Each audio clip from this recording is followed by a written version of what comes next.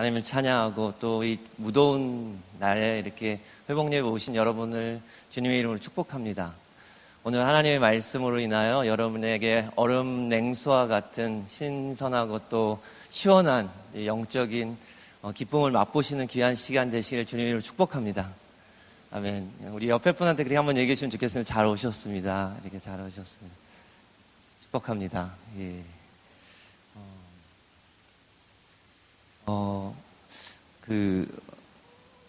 창세기 1장 1절을 히브리어로 하면요. 제가 잠깐 히브리어로 한번 읽어보겠습니다. 베레쉿 바라 엘로힘 엣 하쉐마임 바엣 하에레츠 이런 뜻입니다.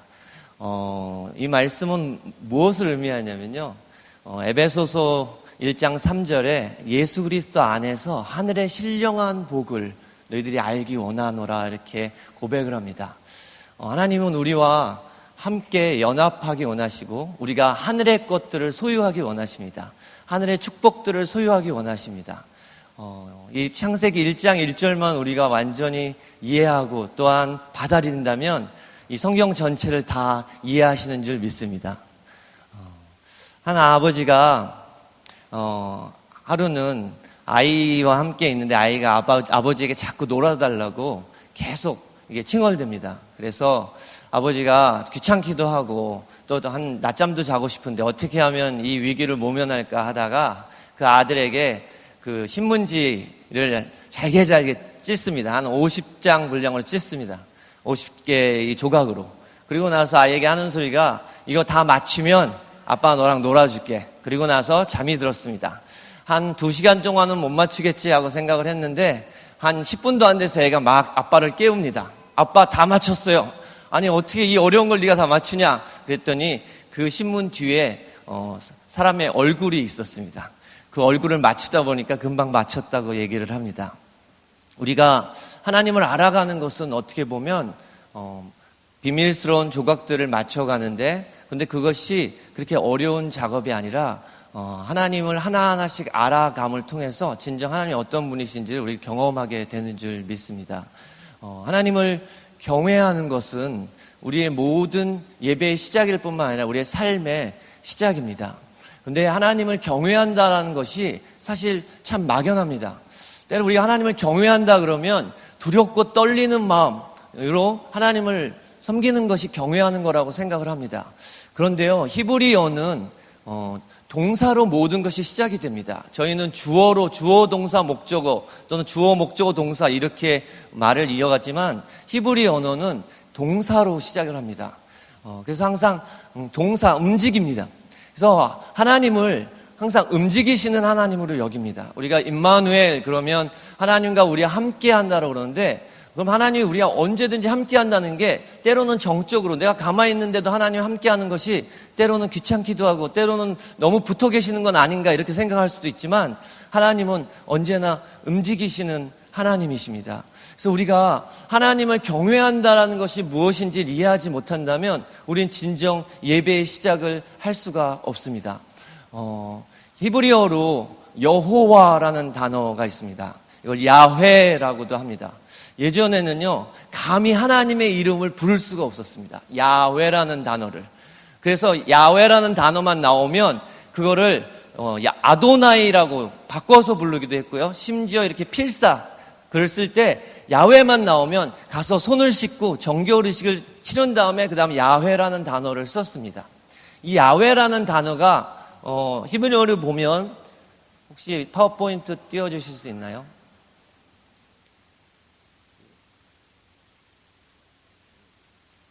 나왔나요? 안 나왔나요? 예, 괜찮습니다. 예, 야훼라는 단어가요, 요드라는 단어, 하나님의 손입니다. 하나님의 손.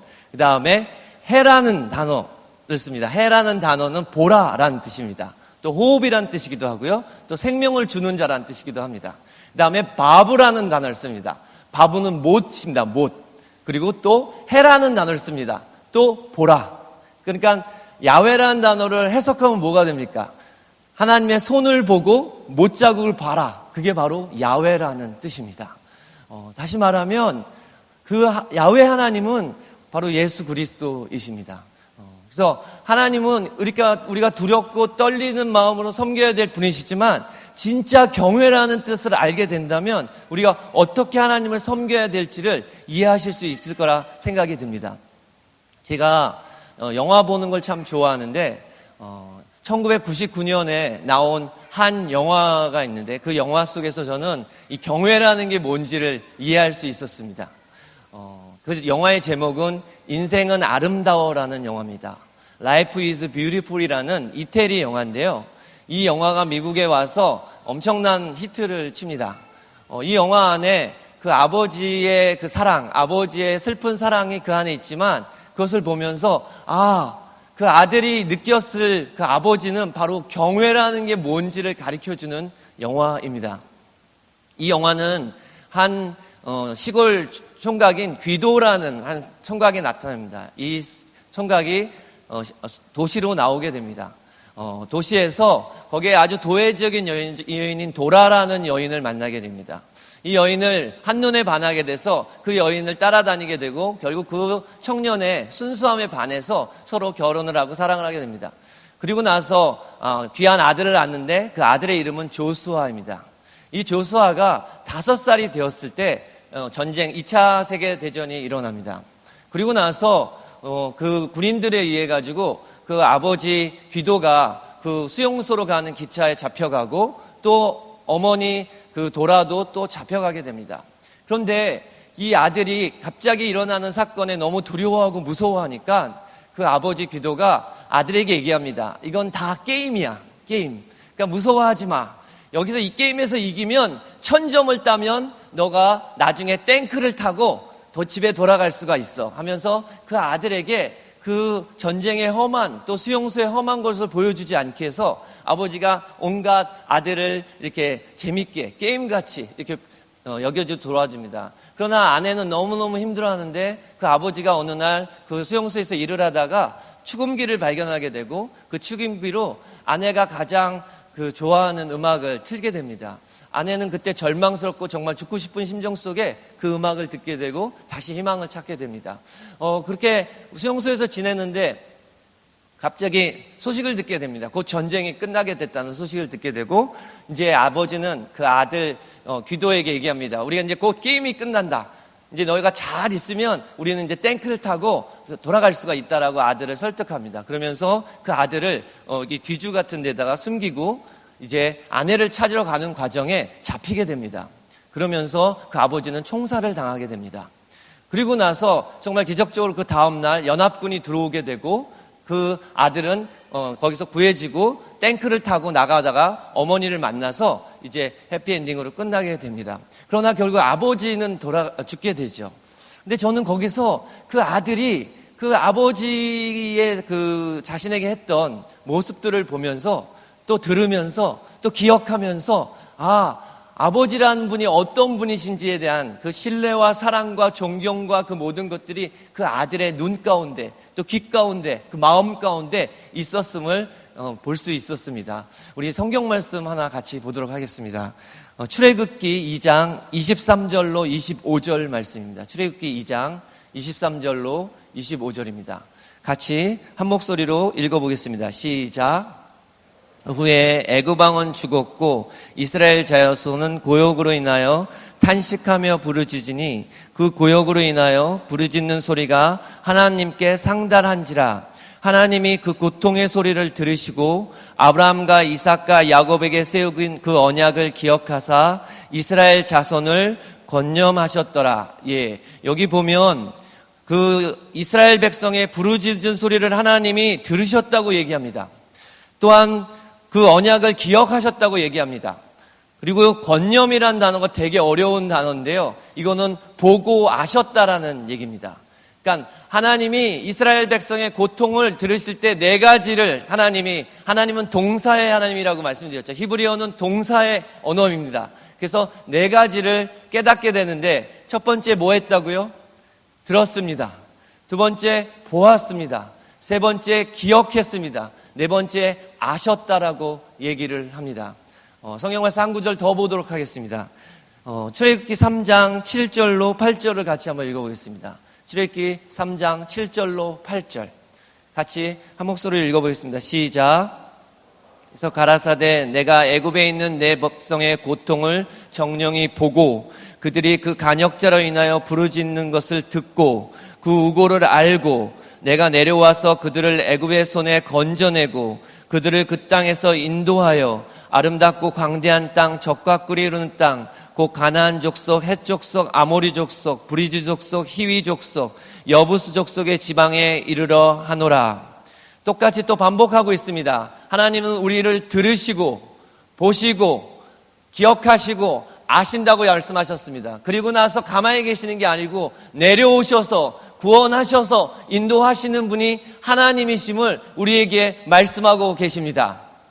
그렇다면 경외한다는 것이 무엇인가? 오늘 본문을 통해서 아브라함이 어떻게 하나님을 경외하는 자가 됐는지 우리가 같이 한번 살펴봤으면 좋겠습니다. 성경에 경외하다라고 정말 하나님이 보실 때 경외했다라고 하는 사람이 딱 두 사람이 나옵니다.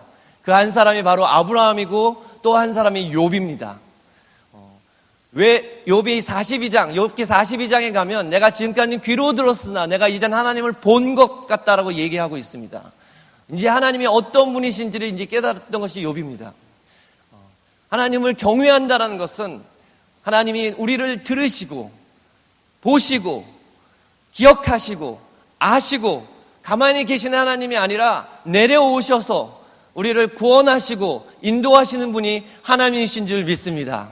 그 하나님이 지금 여러분과 함께 하시는 줄 믿습니다.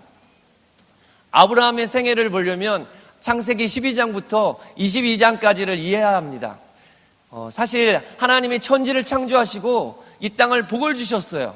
3번의 복을 주셔서 동물을 복 주시고 사람을 복 주시고 안식일을 복 주셨어요. 그리고 하나하나 창조하실 때마다 복이 좋았다라고 얘기합니다. 히브리어로 토브라는 단어를 씁니다. 선하고 복이 좋았다라고 말씀합니다. 그런데 인간의 죄, 하나님은 인간을 만드시고 이 땅을 통치하고 지배하라고 하나님이 하신 일을 이 땅 가운데 성취하라고 인간을 보내셨어요. 그래서 성경을 보시면 동물은 흙으로 지었지만 인간은 흙의 티끌로 지었다고 얘기합니다. 사실 동물만도 못한 것이 인간입니다. 티끌로 만들었는데 하나님께서 그의 코에 생기를 불어넣어 주시고 이 땅을 당복하고 지배하고 다스리라고 그런 사명을 주셨어요. 그런데 인간이 죄로 말미암아 하나님의 명령을 어김으로 말미암아 인간 안에 죄가 들어오게 됐습니다. 그러면서 두려움 가운데 숨게 됐어요. 창세기 3장 8절 9절 같이 한번 좀 읽어보도록 하겠습니다. 창세기 3장 8절 9절입니다. 같이 한 목소리로 읽어보겠습니다. 창세기 3장 8절과 9절입니다.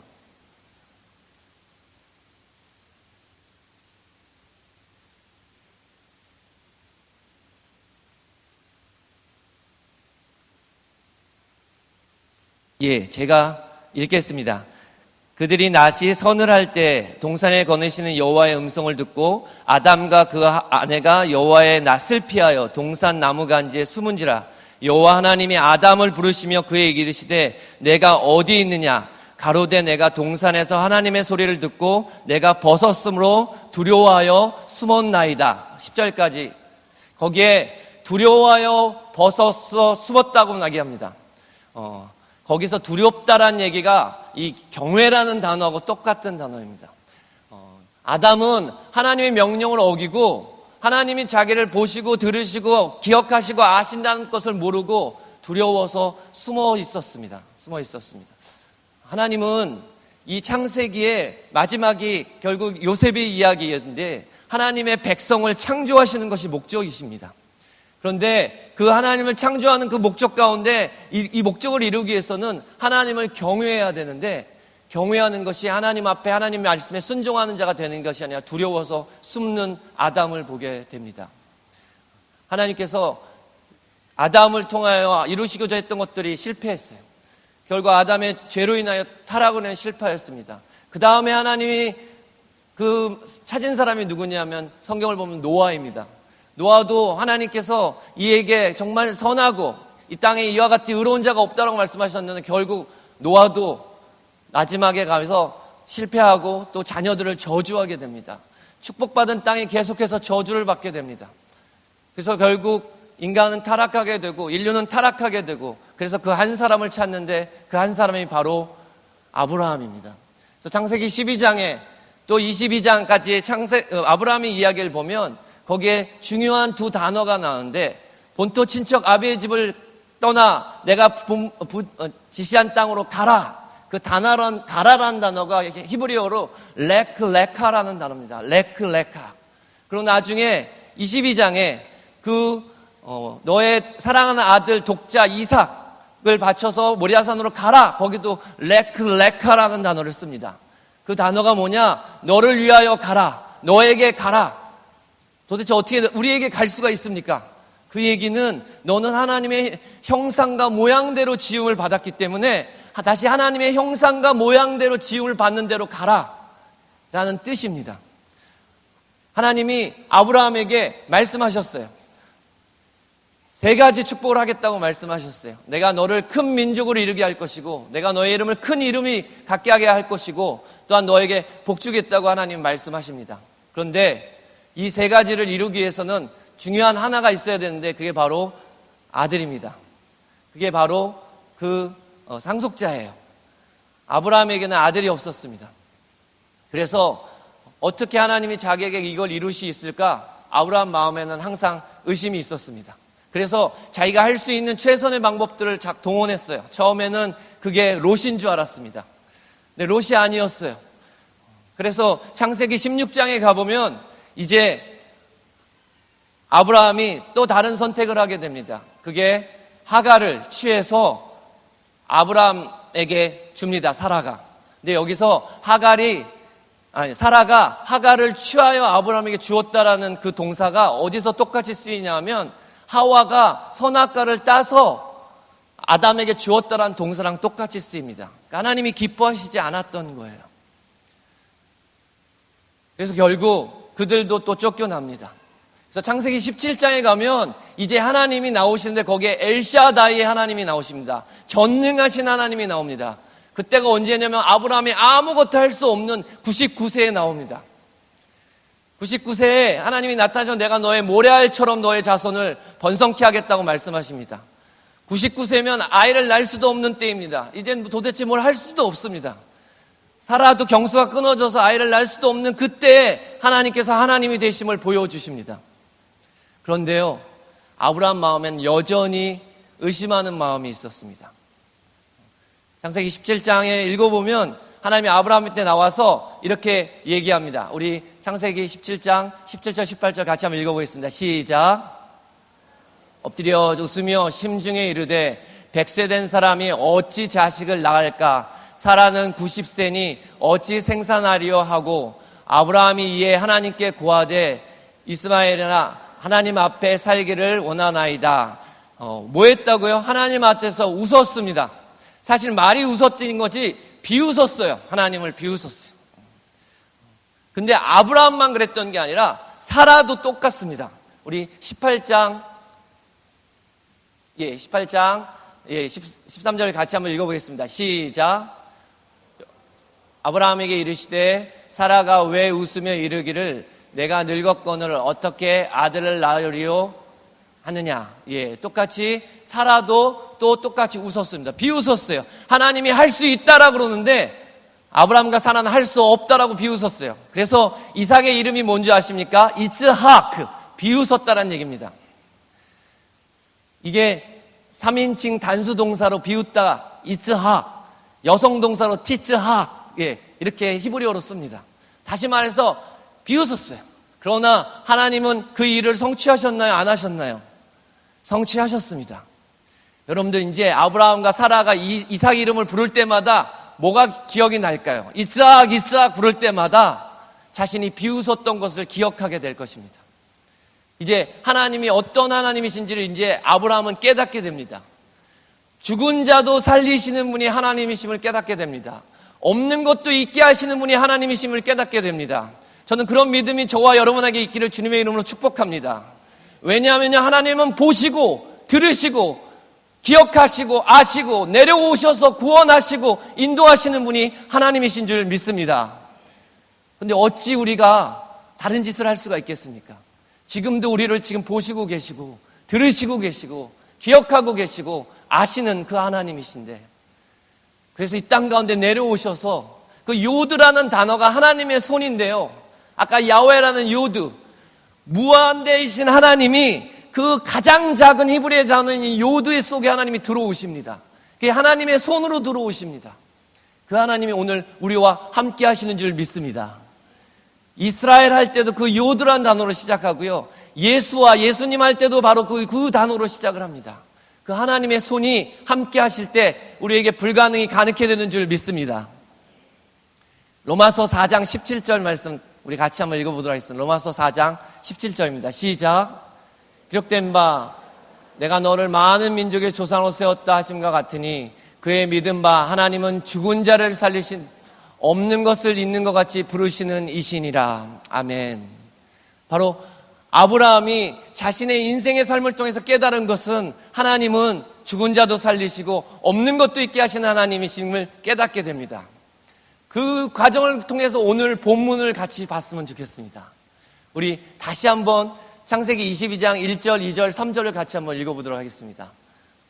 창세기 22장 1절, 2절, 3절입니다. 같이 읽어보겠습니다. 시작. 하나님이 아브라함을 시험하시려고 그를 부르시되 아브라함 하시니 그가 이르되 내가 여기 있나이다. 여호와께서 이르시되 내 아들 내 사랑하는 독자 이삭을 데리고 모리아 땅으로 가서 내가 내게 일러준 한 산 거기서 그를 번제로 드리라. 아브라함이 아침에 일찍 일어나 나귀의 안장을 지우고 두 종과 그의 아들 이삭을 데리고 번제를 쓸 나무를 쪼개 가지고 떠나 하나님이 자기에게 일러주신 곳으로 가더니, 처음에 하나님은 본토 친척 아비의 집을 떠나라고 했습니다. 본토 친척 아비의 집은 뿌리 같은 곳이에요. 그것을 밑둥을 잘라버리십니다. 근데 이번에는 하나님이 그 열매를 자르시려고 하십니다. 이제 남은 게 아무것도 없습니다. 아브라함에게는 오직 하나님밖에 없음을 보게 됩니다. 그래서 아브라함에게 하나님이 그 아들을 번제로 드리라고 합니다.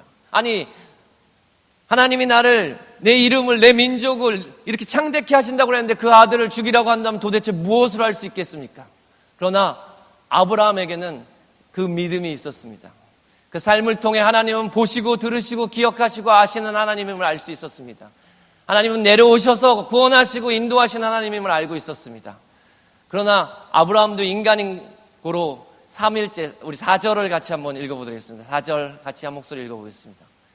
시작.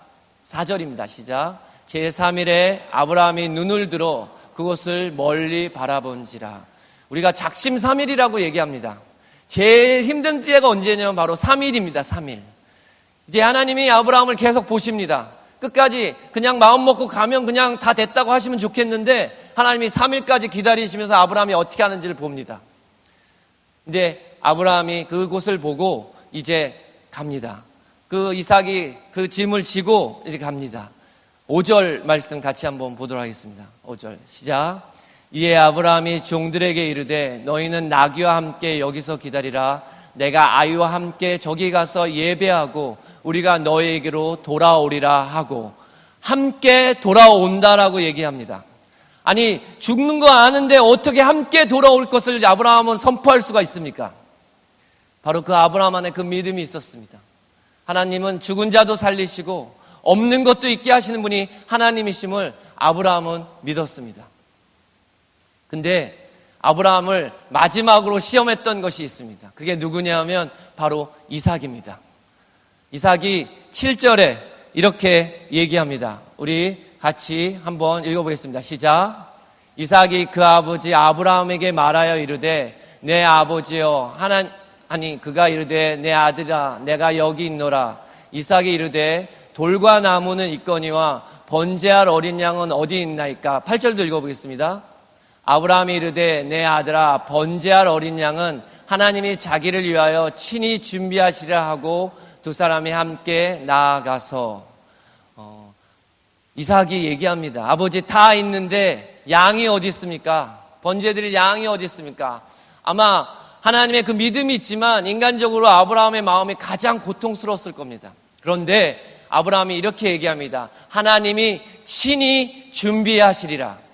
근데 이게요, 히브리 원문으로 보면 친히 준비하시리란 단어에 준비하신다는 단어를 뭐라고 쓰냐면 보고 계신다라고 쓰고 있습니다. 준비하시는 단어를 쓰지 않고 라아 하나님이 보고 계신다라고 쓰고 있습니다. 아브라함이 뭘 알고 있었습니까? 지금 우리를 보고 계시고 듣고 계시고 기억하고 계시고 알고 계신다. 그래서 그 하나님이 내려오셔서 너가 친히 죽는다 할지라도 너를 다시 살리시고 구원하시고 그리고 인도하실 거라는 것을 아브라함은 알고 있었습니다. 그래서 하나님이 이제 아브라함에게 아브라함아 이제 그 아들을 죽이려고 할 때 하나님이 두 번을 부르시면서 그걸 막으시고 너가 나를 경외하는 줄 내가 이제 알겠다라고 하나님 말씀하십니다. 그리고 이제 그 땅간에 있었던 모든 저주가 끊어지고 이제 온전한 하나님의 축복이 이어짐을 우리에게 말씀하여 주십니다. 제가 정말 좋아하는 그 성경 학자시면서 또 지성인인 필립 얀시라는 분이 있습니다. 이분이 쓴 책 가운데 놀라운 하나님의 은혜라는 책이 있습니다. 이 책 안에 소개되는 한 이야기가 있습니다. 한 소녀가 있었습니다. 이 소녀의 아버지 어머니는 트레버시라는 시카고에서 조금 떨어진 곳에 트레버시라는 곳에 살고 있는 한 소녀의 이야기입니다. 어머니가 너무 고리타분합니다. 그래서 이 소녀는 짧은 치마도 입고 싶고 귀도 뚫고 싶고 그리고 친구들하고 밤새도록 놀고도 싶은데 부모님이 그것을 못하게 합니다. 어느 날 그것을 했다가 밖으로 나가지 못하는 금종령이 내립니다. 그래서 이 딸이 분노하면서 왜 나는 할 수 없는 거야 하면서 부모님한테 저항하다가 이제 무언가를 결심합니다. 그것은 가출을 결심합니다. 그래서 이 딸이 자신이 예전에 친구들하고 교회에서 함께 그 디트로이트 타이거즈 경기를 보러 갔던 디트로이트 시티를 기억하면서 그곳으로 가출을 결심합니다. 사실 디트로이트 시티는 아주 범죄가 많고 함부로 갈 수 있는 곳이 아니지만 부모를 떠나서 또 부모가 쉽게 찾지 못할 거라 생각하고 그곳으로 가출을 합니다. 근데 가출하는 과정 끝에 한 남자를 만나게 됩니다. 그 남자는 큰 차를 운전하는 남자인데 이 남자가 이 소녀에게 너무너무 잘해주고 환대해줍니다. 그리고 약을 줍니다. 그 약을 먹는 순간 이 소녀는 이 세상에서 지금까지 누려보지 못한 너무너무 큰 행복감을 경험합니다. 그리고 그 남자는 가르쳐줍니다. 어떻게 남자를 대해야 될지 가르쳐주고 어떻게 남자들을 받아들여야 될지 가르쳐줍니다. 너무너무 즐겁고 행복했습니다. 이 소녀에게 호텔에서 제일 좋은 호텔에 투숙할 수 있도록 해줍니다. 먹고 싶은 거, 하고 싶은 거 마음껏 뭐든지 다 합니다. 그리고 남자를 어떻게 즐겁게 해주는지도 가르쳐 줍니다. 어느 날 그 호텔로 배달 온 그 우유팩 속에 자신을 찾는 그 문구와 그림이 있는 걸 보게 됩니다. 그러나 자기의 삶이 너무너무 만족스럽습니다. 그리고 자기를 모를 거라 생각합니다. 이렇게 짙은 화장과 그리고 귀를 뚫고 그리고 변화진 자의 모습을 누구도 알아볼 수 없을 거라고 생각합니다. 그런데 시간이 지나고 1년의 시간이 지나고 이 여인의 몸이 병이 들기 시작을 합니다. 병이 들자 이 여인과 함께했던 그 남자는 이 여인을 밖으로 내버립니다. 아무것도 못하는 빈둥빈둥 놀고 너가 있을 수 없다고 내버립니다. 그 여인은 밖에서 그래도 2명, 3명 남자들을 받아들이긴 하지만 여전히 몸은 망신창이고 더 이상 버텨나갈 힘이 없습니다. 밤은 그냥 이 슬레이트가 내려가 있는 곳에 머리를 기대고 자면서 밥을 사 먹을 돈도 없고 배고픈데 거기서 자게 되면 또 더 큰 험한 꼴을 당할 수밖에 없는 그런 어려움 속에 이제 가정이 생각이 납니다. 떠났던 엄마 아빠가 생각이 납니다. 나의 삶은 지금 우리 집 강아지만도 못한 삶을 살고 있는 거야. 그러면서 이제 부모님께 용기를 내서 전화를 합니다. 근데 3번을 전화했는데 첫 번째, 두 번째는 받지 않은 거예요. 그러다가 3번째 음성 메시지에 용기를 내서 메시지를 남깁니다. 엄마, 아빠, 제가 집에 가고 싶어요. 혹시 이 전화를 받으시면 제가 언제 어디로 가게 되는데 거기에 나와주시면 좋겠어요. 하고 전화를 끊습니다. 그리고 자신이 있던 그 트레버시부터 자신의 고향까지, 자신이 있던 디트로이트부터 트레버시까지는 7시간의 버스를 가는데 가면서 또 한번 고민합니다. 아, 내가 통화를 했었어야 되는데 혹시 그 음성 메시지를 못 드셨으면 어떻게 할까? 아니야, 혹시 나를 1년 동안 내가 버려줬으니까 야, 혹시 버리셨는지도 몰라 하면서 온갖 생각을 하면서 가게 됩니다. 이제 그 자신의 그 고향인 트래버스 시티에 이제 들어가게 됩니다. 정말 나오셨을까? 정말 오셨을까? 고민하면서 이제 운전사의 얘기가 들립니다. 15분 동안 정차하겠습니다. 근데 이곳을 15분이 지나면 이 차는 캐나다까지 가게 됩니다. 근데 그 버스가 그 터미널에 도착하는 순간 그곳에 놀라운 광경이 벌어집니다. 한 40명의 가량의 모든 친척들, 심지어 증조할아버지, 증조할머니, 형제, 자매, 사촌들까지 다 나와 있습니다. 그리고 플랜카드로 환영한다고, 그리고 다 꽃갈모자를 쓰고 피리를 불면서 혹시 그것을 보지 못하고 지나갈까봐 거기에 모든 직전들이 다 나와 있습니다. 그리고 그 소녀가 내려서 아버지를 붙잡고 연습했던 말을 합니다. 아버지, 죄송해요. 그랬더니 아버지가 그 말을 막으면서 얘야, 지금 시간이 없어. 집에 빨리 가야 돼. 왜냐면 집에서 파티를 열려고 하거든. 이라고 하면서 그 얘기가 끝납니다. 우리 하나님은 우리가 분명히 두렵고 떨림으로 섬겨야 할 하나님이지만 지금도 우리의 고통을 보시고 들으시고 기억하시고 아시고 지금 내려오셔서 우리를 구원하시고 우리가 가야 될 길을 인도하시는 그 여호와 하나님이신 줄 믿습니다. 그 하나님이 저와 여러분의 하나님이 되기를 주님의 이름으로 축복합니다. 그것이 바로 경외입니다. 저와 여러분이 하나님을 경외하는 그런 자들이 되기를 주님의 이름으로 축복합니다. 우리 같이 함께 기도했으면 좋겠습니다.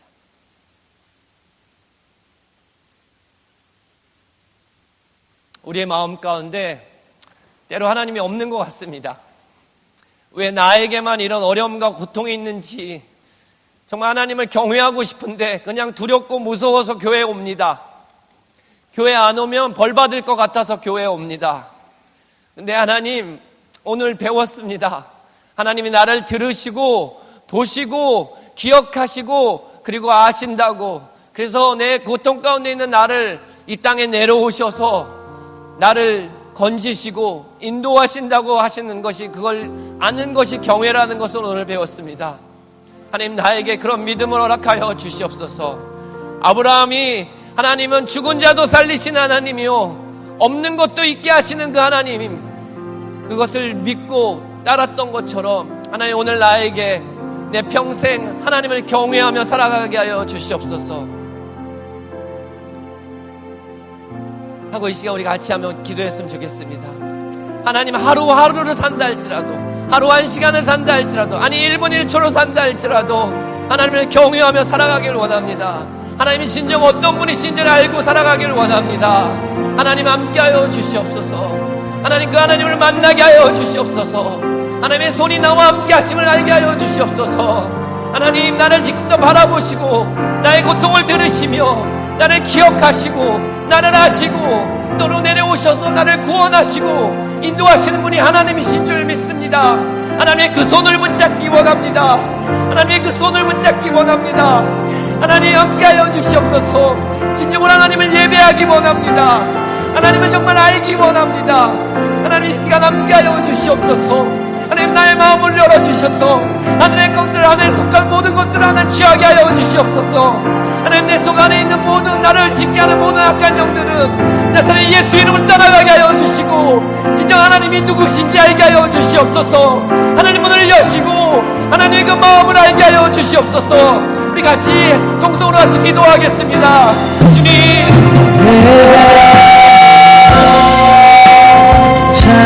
찬양합니다.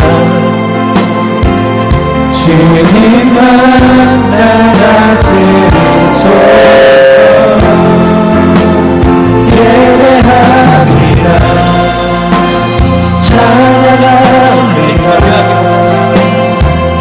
주님 홀로 높이 받으소서. 예배합니다. 찬양합니다.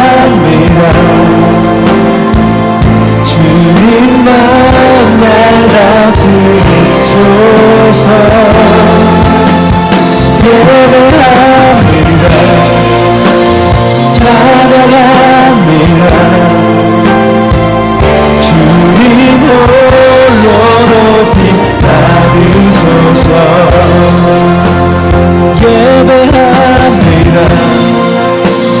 찬양합니다. 주님만 날 다스리소서. 예배합니다. 찬양합니다. 주님 홀로 높이 받으소서.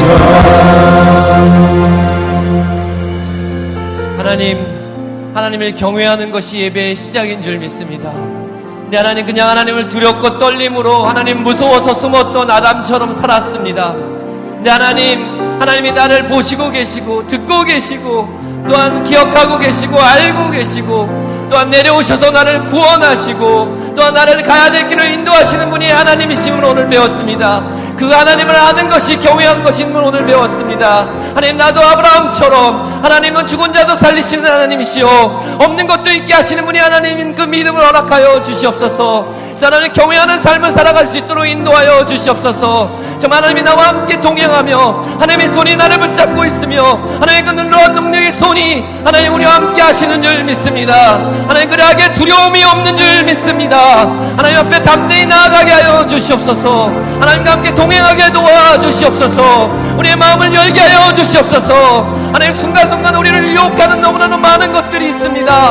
우리를 좌절케 하는 너무나도 많은 것들이 있습니다. 우리에게 거짓말하는 속삭이는 너무나도 많은 속임들이 있습니다. 하나님의 손으로 붙잡아 주시옵소서.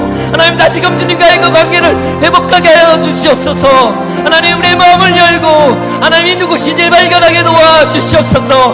하나님께 온전히 예배드린 자로 나아갈 수 있게 도와주시옵소서. 하나님의 형상과 하나님의 모양대로 하나님 다시금 돌이켜 주시옵소서. 그래서 하나님 이 땅을 통치하고 지배하며 다스리게 도와주시옵소서. 하나님, 거기에 우리의 그 연약함이 있습니다. 하나님, 우리 안에 그 겸손함이 있습니다.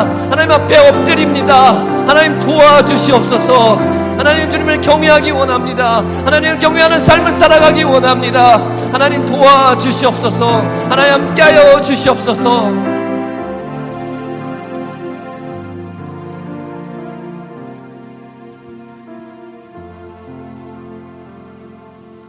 하나님, 감사합니다.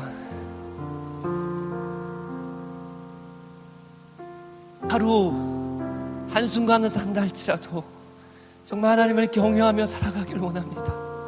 하나님을 예배하며 살아가기를 원합니다. 하나님, 나를 보시고 들으시고 기억하시고 아시고 그리고 내려오셔서 나를 구원하시고 나를 인도하시는 그 하나님을 하나님, 내가 만나고 알기 원합니다. 정말 하나님을 알기 원합니다. 하나님의 손을 우리를 붙잡아 주시옵소서. 주님과 동행하게 하여 주시옵소서. 주님을 온전히 예배하게 하여 주시옵소서. 그래서 하나님이 우리에게 주신 귀한 소명과 사명을 하나님 감당할 수 있도록 하나님 인도하여 주시옵소서. 하나님, 우리의 삶이 오늘 이 예배를 마치고 돌아가는 그 발걸음의 삶이 하나님을 부르며 하나님과 교제하며 하나님과 나누며 하나님의 손을 붙잡으며 어떤 상황 어떤 환경 속에서도 주를 의지하며 나아가는 저희들 되게 도와주시옵소서. 그렇게 함께하여 주시옵소서. 그 엘샤다이의 하나님이, 그 전능하신 하나님이, 우리 가운데 죽은 자도 살리시는 그 하나님이, 없는 것도 있게 하시는 그 하나님이 우리의 하나님이시고 우리의 아버지이심을 고백합니다. 그렇게 인도하실 주님을 찬양합니다. 예배합니다. 이제는 길과 진리요 생명이신 예수 그리스도의 은혜와 그 독생자 아들 예수를 아낌없이 주신 하나님의 그 크신 사랑하심과 오늘 하나님을 경외하는 것이 무엇인지 깨닫게 해주신 성령 하나님의 감화 감동 역사하심이 오늘 하나님께서 우리를 보시고 들으시고 기억하시고 아시며 우리의 상황 속에서 우리를 하늘에서 내려오셔서 우리를 건지시고 인도하시는 분이 하나님이심을 깨닫게 해주신 그 하나님을 믿고 의지하기를 소원하는 여기 머리 숙인 당신의 아들, 딸들 머리 위에, 그리고 그 가정 위에, 그 하는 사업 위에, 또한 복음을 전하기에 하나님 전 세계 방방곳곳에 주의 복음을 전하는 선교사님들과 또 북녘 땅 위에 지금부터 영원